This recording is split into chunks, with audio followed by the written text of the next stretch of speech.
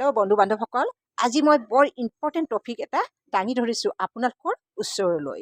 যেতিয়া আমি চিন্তা কৰোঁ বা আমাৰ খং উঠে বা আমি ব্যাকুল হৈ যাওঁ, আমাৰ ব্ৰেইনে কি কৰে, এটা কেমিকেলৰ উদ্ভাৱন কৰে আমাৰ শৰীৰত। তেতিয়া আমাৰ হাত ভৰিত জোৰ হৈ যায়, চব তেজ আহি যায়, আমাৰ বুকুখন কঁপিব ধৰে আৰু হাই ব্লাড প্ৰেছাৰ বাঢ়ি যায় আৰু ডায়েবেটিছো বাঢ়ি যায়।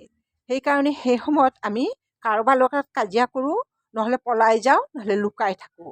আৰু আমি যেতিয়াই চিন্তা কৰোঁ নিজৰ ঘৰখনৰ কাৰণে, ল'ৰা ছোৱালীৰ কাৰণে, ৰিলেশ্যনটো, ব্ৰেইনে ভাবে এই বডিটো কিবা অসুবিধা আছে, তেতিয়া ষ্টেট হাৰম'ন বঢ়াই দিয়ে আৰু আমি তেতিয়া কি হয়, বডি ষ্টেট হাৰম'ন বঢ়াই দি আৰু ব্ৰেইনটো অন্য কাম নকৰে, এই বডিটোক খিয়াল কৰি থাকে।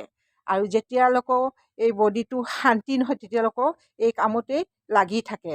সেইকাৰণে আমি আমাৰ ব্ৰেইনে ইমাৰ্জিং আৰু সত্য এই কথা বুজি নাপায়, সকলো সত্য বুলি ভাবে তেওঁলোকে। আমাৰ যিমানখিনি ভাৱনা আহে, থট আহে, 80% মিছা, 20% সঁচা। আৰু সেইকাৰণে আমাৰ মনত কিছুমান তাৰমানে চিন্তা আহি থাকে। যেতিয়া আমাৰ এই চিন্তাবোৰ আহি থাকে, আমি কি কৰিব লাগে জানেনে?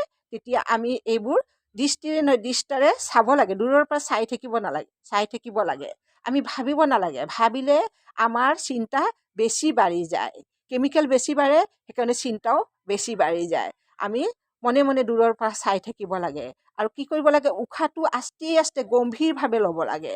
গম্ভীৰভাৱে ল'লে আস্তে আস্তে আমাৰ হৃদয় যন্ত্ৰৰ স্পন্দনটো কমি যাব, ব্লাড প্ৰেছাৰো কমি যাব, বডিটো শান্তি হৈ যাব, আমাৰ খঙো কমি যাব, আমাৰ ৰিমেডিয়া নাৰ্ভাছ ছিষ্টেম ঠাণ্ডা হৈ যাব আৰু আমাৰ ব্ৰেইনক মেছেজ পঠাব যেন আমাৰ শৰীৰটো সম্পূৰ্ণ ভাল আছে।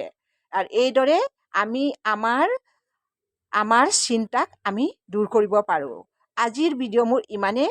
বন্ধু বান্ধৱসকল, ভিডিঅ'টো কেনেকুৱা লাগিল জনাব।